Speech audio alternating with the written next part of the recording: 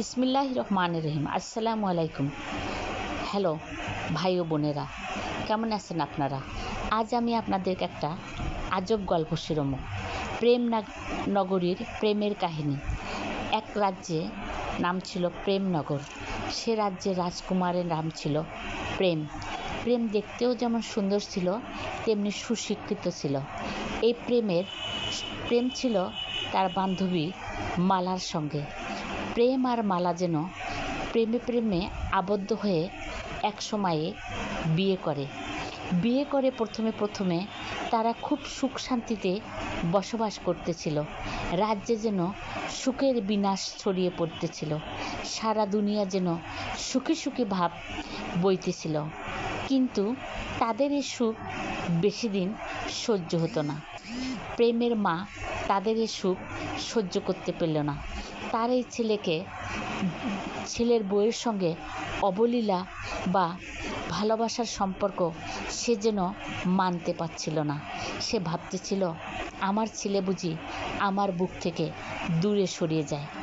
তাই প্রেমের মা এই মালাকে বা তার পুত্রবধূকে দূরে সরানোর জন্য নানা ধরনের অপচেষ্টা শুরু করে। এক সময় সে বিভিন্ন ধরনের ওঝা ফকির তাবিজ কালাম করে তার ছেলে থেকে ছেলের বউকে দূরত্ব রাখে।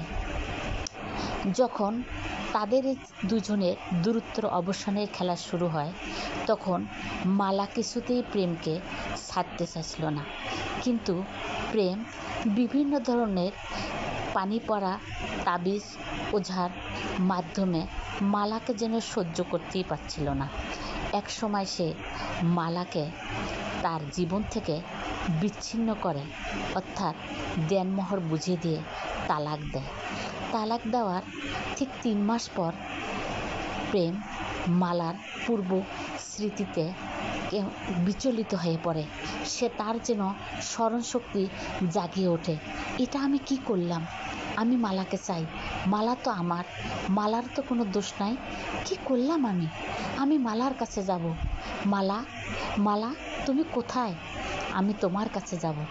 এই বলে ছুটতে সে মালার কাছে যায়। যখন সে মালার কাছে যায়, তখন সে যেয়ে দেখে মালা নবরূপে, বিবাহিত রূপে সে আর এক ঘরে সজ্জিত হয়ে যাচ্ছে। তার এই নবরূপ সজ্জিত দেখে প্রেম আত্মচিৎকার করে কাঁদতে থাকে, বলে, কি ভুল করলাম আমি মালা, তোমাকে ছাড়া আমার জীবন চলতে পারে না। যাই হোক, তখন এই রাজকুমারকে প্রজারা ধরে নিয়ে রাজত্বে আসে। রাজসিংহের সঙ্গে প্রবেশ করার পর সে যেন মালার জন্য বিভিন্ন ধরনের পাগলামি শুরু করে। এক সময় সে আধা পাগল হয়। আজ এক গাছে ওঠে, কাজ আর এক গাছে ওঠে, পানিতে ডুবে থাকে, কোনো সময় খায়, কোনো সময়ে খায় না, বিভিন্ন সময় বিভিন্ন রূপ ধারণ করে। তার এ কাহিনী দেখে তার মা কুটনি ভাবে, এবারেই তো মজা, আমার ছেলেকে দিয়ে আমার বোনের মেয়েকে বিয়ে দেব। এমন এক পর্যায়ে সে কথা এবং কাজ অনুপাতে তার বোনের মেয়ের সঙ্গে বিয়ে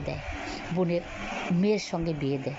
তার মেয়ের সঙ্গে যখন বিয়ে দেয়, তখন প্রেম প্রায় আতপাগল। সে আসলে কিছুই বুঝতেছিল না, কিন্তু যৌবনটার প্রয়োজনে সে যেন তার খালাতো বোনকে প্রয়োজন মনে করার পর সে স্ত্রী হিসাবে তার সঙ্গে বসবাস করতে এক সময় তার 3টা সন্তান হয়। কিন্তু সে তার বোনের সঙ্গে সংসার করতেছিল ঠিকই, কিন্তু তার মন ছিল মালার প্রতি।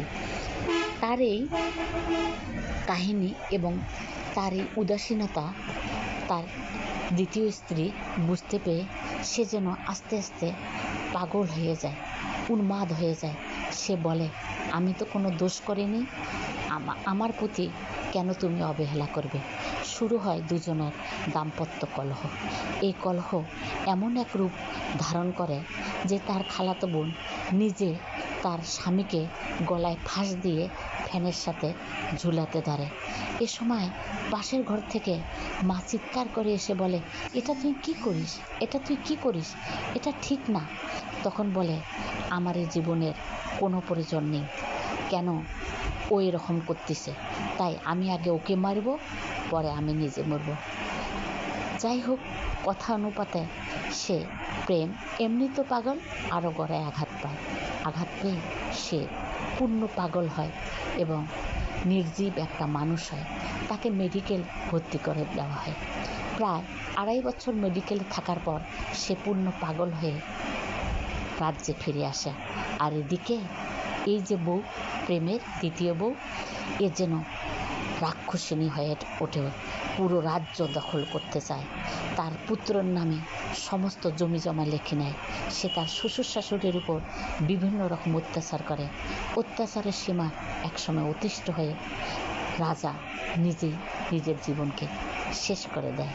তারপরও এই রাক্ষসিনী পুত্রবধূ থামেনি। সে শ্বশুর, দেবর, ভাসুর সবারই প্রতি অত্যাচার করে।